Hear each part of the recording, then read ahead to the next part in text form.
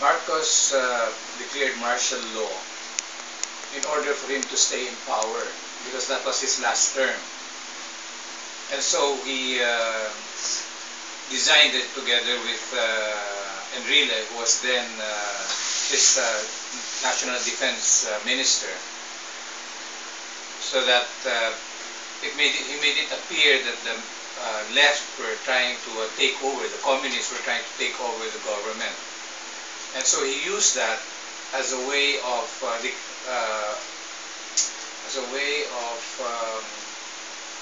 justifying martial law. So after 20 years of martial law, initially people thought it was good, but after 20 years it just became a more corrupt government. And to the point wherein people wanted to have an election. And so after Ninoy was killed, he was forced to declare a snap election. And that was when Cory Aquino, the wife of Ninoy, ran as president.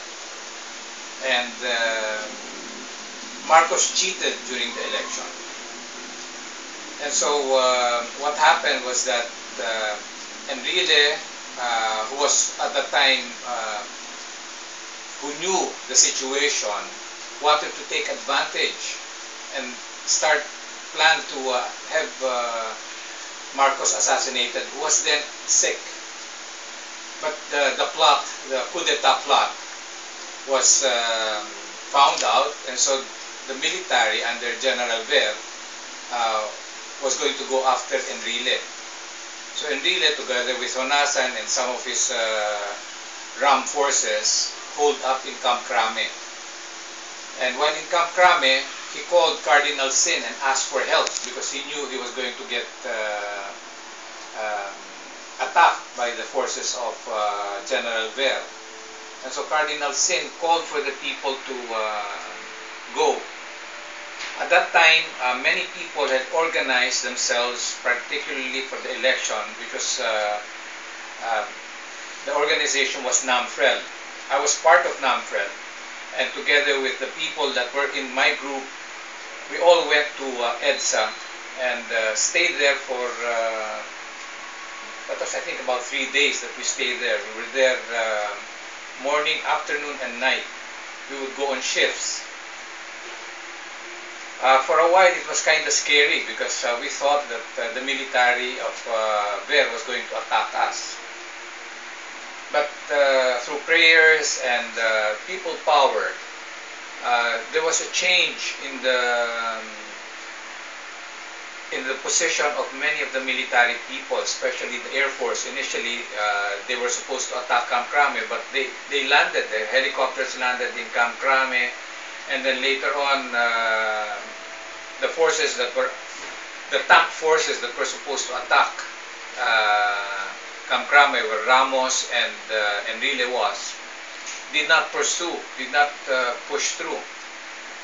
People were talking to General Tadyar, who was then the commander of the tank battalion, and he did not push through in attacking. And so there was a change as far as the military is concerned, to the point that Marcos had to be airlifted out of Malacañang because he knew that the people were already going to turn on him, and the military was no longer going to be there to protect him.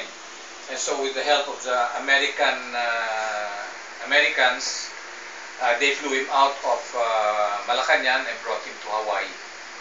So that was how we had a change in government with Cory becoming president. That's it. How did it affect other people's life? Well, during martial law, our economy started going down.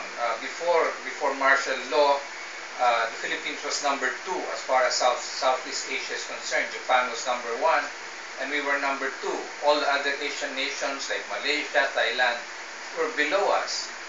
But because of the mismanagement of government under martial law, under Marcos, our economy started going down and down and down, and investors started leaving or did not want to come to the Philippines because of the situation. There was too much graft and corruption. And so the people suffered. As the economy went down, the poor became poorer, and only those that were part of the cronies of Marcos became richer.